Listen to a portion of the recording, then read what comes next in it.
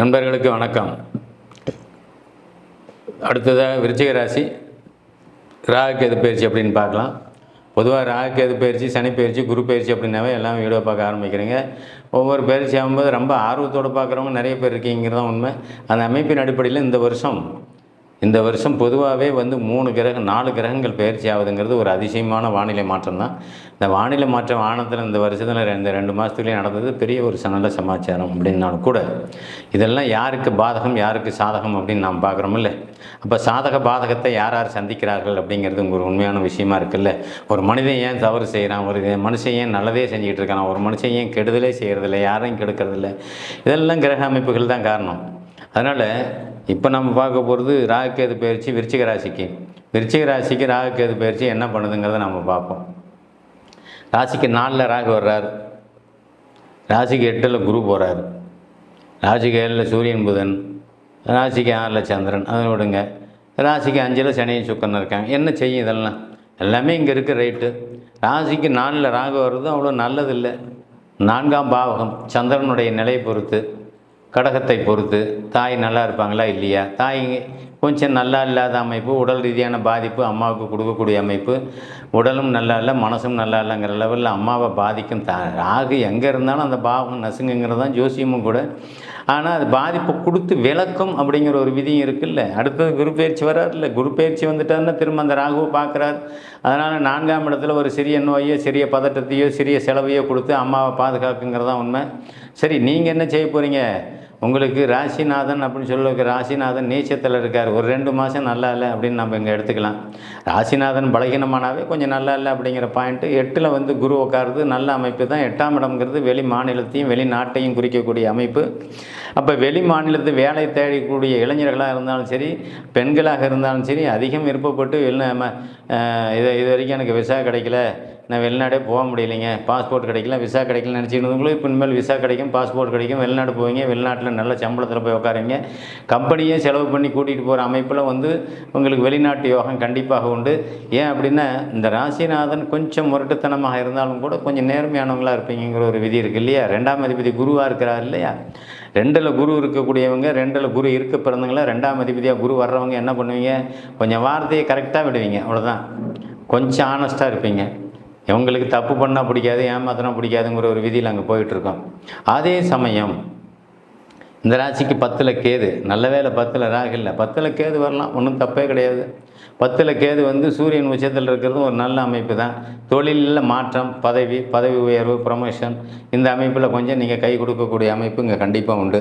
அதனால் இதில் பாதிக்கப்படுறவனு இருக்காங்க, பதவி உயர்வு கிடைக்கிறவனு இருக்கிறான், வேலையை விட்டுட்டு வர்றவனு இருக்கான். அதுவும் இங்கே நடக்கும் இல்லையா. அதை தானே நாங்களும் இங்கே சொல்லிகிட்டு இருக்கிறோம். ராசிநாதன் உங்களுக்கு எப்படி இருக்காருங்கிறத பொறுத்து தானே மற்ற அமைப்பு. ராசிநாதன் பலகீனமாக இருக்கார் இல்லையா. அதனால் அந்த அமைப்பு 8ல் குரு வரும்போது உங்களுக்காக சப்போர்ட் பண்ணுறவங்களோ ஆதரவு செய்வங்களோ, அதாவது 8ல் குரு வந்தால் பிரியிறான்னு ஒரு வரி சொல்கிறேன். யாரை பிரியிறீங்க? மனைவி மக்களை பிரிப்பீங்க, குழந்தைய பிரிவீங்க. அந்த ராகுன்னு வரும்போது தாயை விட்டு பிரிவீங்க.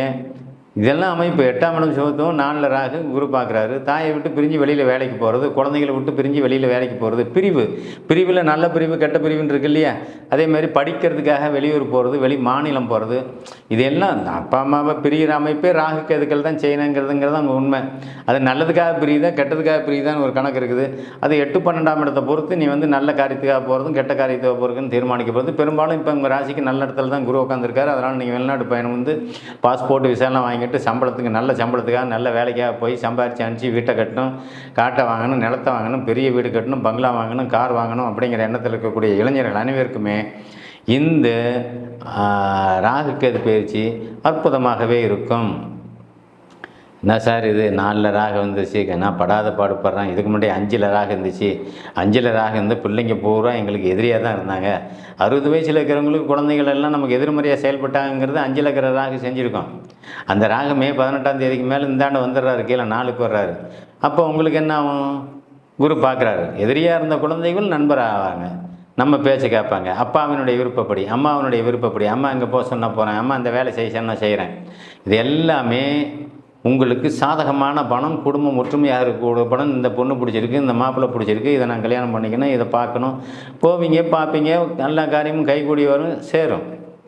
நிறைய விஷயங்கள் பெண்களுக்காக இருந்தாலும் சரி, திருமணம் போன்ற விஷயங்கள்லாம் நல்ல முறையில் நடக்கக்கூடிய ஒரு ஆண்டாக இந்த ஆண்டு ராகு கேது பயிற்சி உங்களுக்கு சாதகமாகவே இருக்குங்கிறது தான் உண்மை.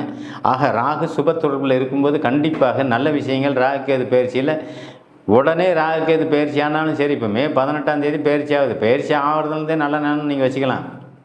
பயிற்சி ஆகிறதுலேருந்தே உங்களுக்கு நல்ல நேரம்.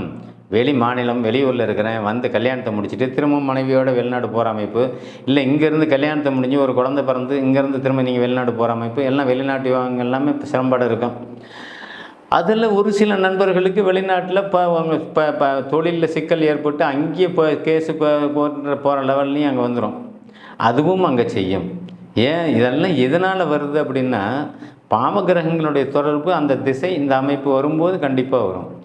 விருச்சிக லக்னம் அது பொதுவாக மேசம் விருச்சிக லக்னம் ராசி அந்த அமைப்பில் இருக்கிற கடக சிம்ம ராசிக்காரங்களுக்கு சனி அப்படி ஒன்றும் நல்ல பண்ண செய்கிறது இல்லைங்கிறது தான் பொதுவான விதி. அதுக்கு விதிவிலக்கு இருக்குது. அதுக்கப்புறம் இதில் எல்லாருக்குமேவா நல்ல நேரத்திலேயே பிறக்கிறோம் இல்லையே. அந்த அமைப்பின் பிரகாரம் 4, 3ஆம் அதிபதிகள் சனியாக வர்றவங்க 10ஆம் இடத்தோடு சூரியன் உச்சநிலையில் இருந்து அந்த ராசிநாதன் நீச்சத்தில் இருக்கும்போது தொழில் பாதிக்கப்பட்டு அங்கே நீங்கள் அவஸ்தைப்பட்டுக்கிட்டு அங்கே கடன் பட்டுக்கிட்டு அந்த கடனை கட்ட முடியாத அங்கேருந்து வெளியே வர முடியாத அமைப்பில் வெளிநாட்டில் இருக்கிறவங்களும் இருப்பீங்கிறது தான் உண்மை. அதே சமயத்தில் இங்கே இருக்கக்கூடியவங்க அரசு பணியில் இருக்கிறவங்களையும் வேலையில் சிக்கல் நீங்களும் கோர்ட்டு கேஸ்னு அலையிற அமைப்பில் இதே விருச்சிக ராசிக்காரங்களும் இருக்கீங்கிறது தான் உண்மை. ஆக இது எல்லாமே நல்ல பலனே நாம் சொல்லிட்டு வர்றோம் அப்படின்னா கெடுதல் நடக்காதுன்னா கெடுதல் நடக்குதே. இப்போ இந்த அமைப்பில் பார்த்தா ராசிநாதன் பலகீனமாகும்போது உங்களை சிக்க வைக்கணுங்கிற அமைப்பில் அதை பண்ணிவிடுமே. இந்த பண இழப்பு, பொருள் இழப்பு, தொழிலில் இன்னொருத்தனுக்கு நாம் ஜாமீன் கையெழுத்து போடுறது, அரசாங்க வேலையில் இருக்கிறவங்களுக்கு தெரியாத ஒரு ஃபைலில் கையெழுத்து போட்டு மாட்டிக்கிறது, இது எல்லாமே செய்யுமே. அதுவும் குறிப்பாக மாநகராட்சி பணியில் இருக்கக்கூடியவர்கள் நிறைய நெருக்கடிகளையும் சிக்கல்லையும் நீங்கள் சந்திப்பீங்களே. மாநகராட்சி பணின்னு சொல்கிறது யூனியன் ஆஃபீஸு, பஞ்சாயத்து ஆஃபீஸு, இந்த ஆஃபீஸு, மேயர் ஆஃபீஸு, இதுக்குள்ளே இருக்கக்கூடியவங்களுக்கு நிறைய சிக்கல் இருக்கும். ஏன்னா சனி இவ்வளோ நாள் பெரிய பாடுபடுத்தினார் அப்படிங்கிறது தான் அங்கே உண்மை. 4 இருக்கிற சனி நல்ல இது தர மாட்டார். விருச்சிக ராசியை பொறுத்த அளவில் 4 இருக்கிறவர் நோயை கொடுப்பார், கடனை கொடுப்பார், பிரச்சனை தீர்க்கவே விட மாட்டார். ஆளை தெரியாத அடையாளம் தெரியாத அளவுக்கு உடல்நிலையை கெடுத்து விட்டுருவாருங்கிறது தான் இங்கே உண்மையான ஒரு விஷயம். அதனால் விருச்சிக ராசிக்காரர்கள் ரொம்ப எச்சரிக்கையாக நீங்கள் இருக்கணும். எச்சரிக்கை எச்சரிக்கை இருந்தாலுமே நடக்கலை. விருச்சிக ராசிக்காரனுக்கு புதன் திசை நடந்துச்சுன்னா டோட்டல் அவுட். டோட்டலாக பணம் போச்சு, காசு போச்சு. நீ பெரிய கான்ட்ராக்டுக்காரன் தொழிலதிபதியாக இருந்தாலும் சும்மா தான் உட்காந்துக்கணும். உங்கள் இடமோ உங்கள் பணம் போய் ஒரு பக்கம் முடங்கும். உங்கள் இடத்தையோ பணத்தையோ சொத்தையோ நீங்கள் என்ன பண்ணுறீங்க, விற்கிறீங்க. விற்று தான் கடன் கட்ட முடியும். உங்கள் பணத்தெல்லாம் நீங்கள் வாங்க முடியாது. அதெல்லாம் ஒரு பக்கம் லாக் ஆகி நிற்கிது. விற்று கடன் கட்டுறீங்க, பிள்ளைங்களுக்கு செலவு பண்ணுறீங்க, எல்லாமே விற்று பண்ணிகிட்ருக்கிறீங்க. எத்தனை நாளைக்கு இப்படி விற்று ஓடிட்டுருக்கோம். மொத்தத்தில் இப்போ இந்த ராசியை பொறுத்தளவில் ஒரு மோசமான திசை, பாவத்துவமான திசை நடந்துச்சுன்னா கண்டிப்பாக நீங்கள் அந்த திசை முடிகிற வரைக்குமே, உதாரணத்துக்கு கேது திசை நடந்தால் கேது திசை முடிகிற வரைக்குமே நல்ல பலன் இல்லை, ராகு திசை நடந்தாலும் ராகு திசை முடிகிற வரைக்குமே நல்ல பலன் இல்லைன்னு நம்ம சொல்லிடலாம்.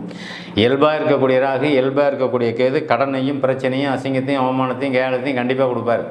7 சனியில் தான் கடன் வரும், நோய் வரும், எதிர்ப்பு வரும், பிரச்சனை வருங்கிறதுலாம் இல்லை. நோய் படுக்க வச்சா எந்திரிக்க முடியாத அளவுக்கு நோய் வரும். கடன் படிக்க வச்சாலும் ஃபோன் எடுத்து அட்டன் முடியாத அளவுக்கு கடன் இருக்கும். அந்த கடன்லாம் கொடுத்துருவார். சொத்தை விற்று கடன் கட்டுறீங்க. விருச்சிகம் பார்த்து தான் இன்றைக்கி நிலை. அதில் நல்லா இருக்கிறவங்க ஒரு 40% பேர், பாக்கி எல்லாமே அங்கே பாதிப்பில் தான் இருக்கீங்க அப்படிங்கிறது தான் அமைப்பு. விருச்சிக ராசிக்காரனுக்கு வரக்கூடாது புதன் திசைன்னு வந்தால் தானே இந்த சிக்கலை.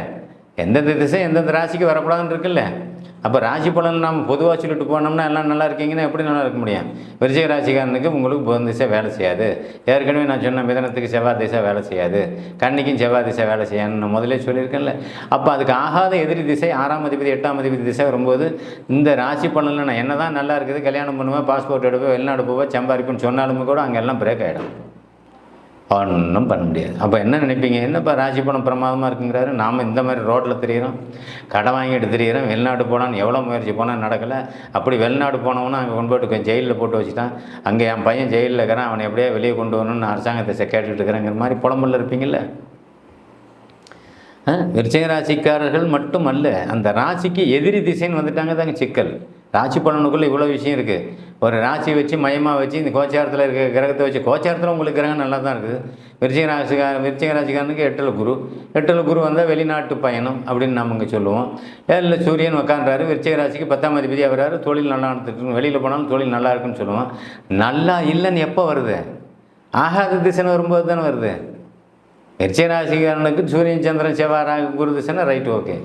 அப்போ ஆகாத் திசைன்னு வரும்போது நீங்கள் மாட்டிக்கிறீங்க. அந்த விளைநிலையில் உள்ளவங்களுக்கு தான் பாதிப்பு. அதனால் அந்த நிலையில் உள்ளவர்கள் ரொம்பவும் எச்சரிக்கையாக இருக்கணும். நன்றி, வணக்கம்.